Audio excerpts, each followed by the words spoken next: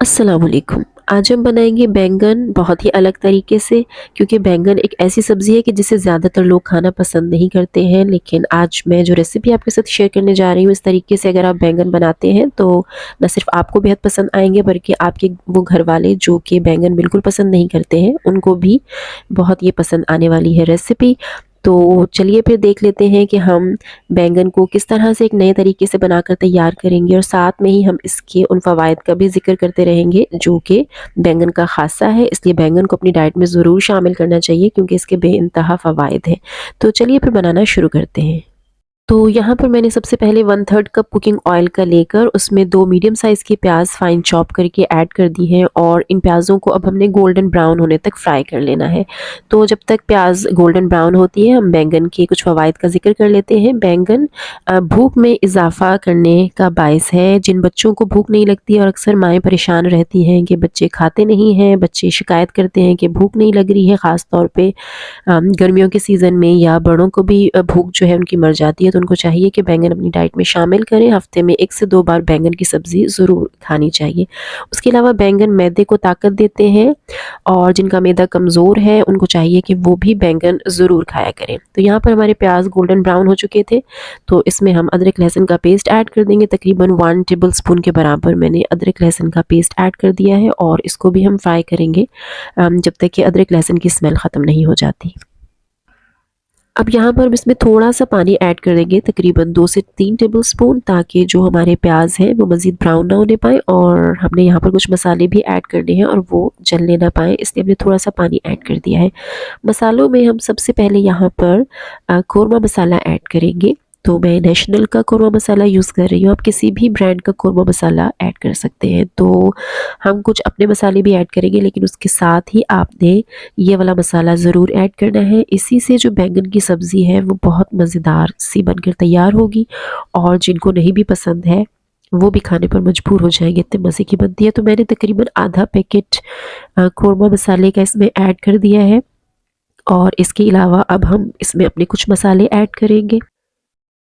1 teaspoon लाल मिर्च powder का, half tea spoon हल्दी का, 1 टीस्पून भर के हम साबुत ज़ीरा का ऐड करेंगे, हाफ़ टी स्पून खुश्क धनिया पाउडर का, और तकरीबन हाफ़ टी स्पून इसमें जाएगा गरम मसाला पाउडर का। थोड़ा-सा मज़ीद पानी ऐड करेंगे और इसको मिक्स कर लेंगे।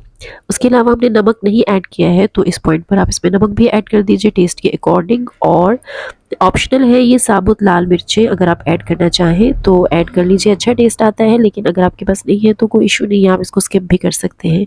तो इन मसालों को हमें अच्छे से भून लेना है तकरीबन 1 से 2 मिनट के लिए, ताकि इनकी जो कच्ची स्मेल है वो ख़त्म हो जाए।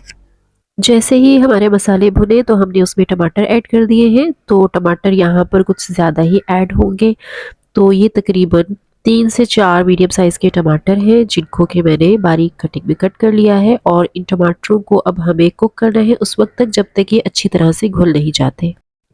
बैंगन जो है इनमें विटामिन के बहुत ज़्यादा क्वांटिटी में पाया जाता है, इसलिए ये आपका जो हार्ट है उसके लिए बहुत अच्छा होता है बैंगन, और जो हार्ट पेशेंट्स हैं उनको बैंगन ज़रूर अपनी डाइट में इंक्लूड करना चाहिए, क्योंकि ये आपके हार्ट को स्ट्रॉन्ग बनाता है, आपके दिल को ताकत देता है।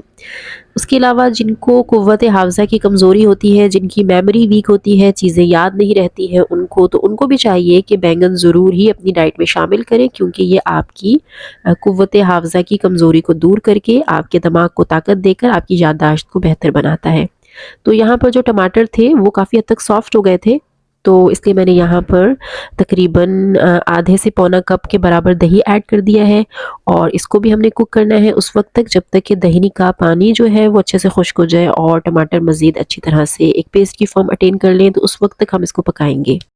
शुगर के पेशेंट्स के लिए भी बैंगन बहुत ही मुफ़ीद सब्ज़ी है, उनको भी चाहिए कि बैंगन ज़रूर खाया करें, उनकी शुगर को कंट्रोल करने में काफ़ी हद तक हेल्प करेगा उनकी।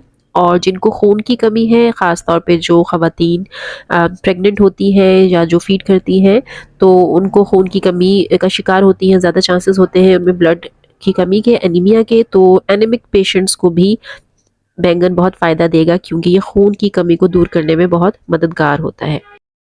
तो यहाँ पर आप देख सकते हैं कि ऑयल सरफेस पे आ चुका है, और दही का पानी भी अच्छे से खुश्क हो गया है, टमाटर भी अच्छी तरह से इसमें डिज़ोल्व हो चुके हैं, तो ये हमारा मसाला बिल्कुल रेडी है। अब हम इसमें बैंगन ऐड कर देंगे। मिला लेंगे अच्छे से और 2 से 3 हरी मिर्चें सेंटर से स्प्लिट करके वो भी ऐड कर देंगे और बस इसको मीडियम टू लो फ्लेम पर हम कवर करके छोड़ देंगे। आप चाहें तो थोड़ा-सा यहाँ पर पानी भी ऐड कर सकते हैं, तकरीबन आधा कप। तो यहाँ पर मैंने इसको तकरीबन 10 से 15 मिनट के लिए कुक किया है और ये बैंगन अपने ही पानी में अच्छी तरह से गलकर तैयार हैं और यहाँ पर हमारी बैंगन की सब्ज़ी बहुत ही मज़ेदार, बहुत ही डिलीशियस बिल्कुल रेडी है। तो आप इसको ज़रूर ट्राई कीजिए, इंशाल्लाह आपको बेहद पसंद आएगी, आपके तमाम घर वाले उँगलियाँ चाटते रह जाएँगे। और बहुत ही फ़ायदे की सब्ज़ी है, स्पेशली शुगर के पेशेंट्स के लिए तो ये बेस्ट है। लास्ट में आप इसमें कुछ हरी मिर्चें ऐड कर सकते हैं। आई होप कि आज की वीडियो आपको पसंद आई होगी। अगर ऐसा है तो हमारी वीडियो को लाइक कर दीजिए। चैनल पर फर्स्ट टाइम विजिट कर रहे हैं तो काइंडली सब्सक्राइब कर लीजिएगा। Thanks for watching the video. अल्लाह हाफिज़।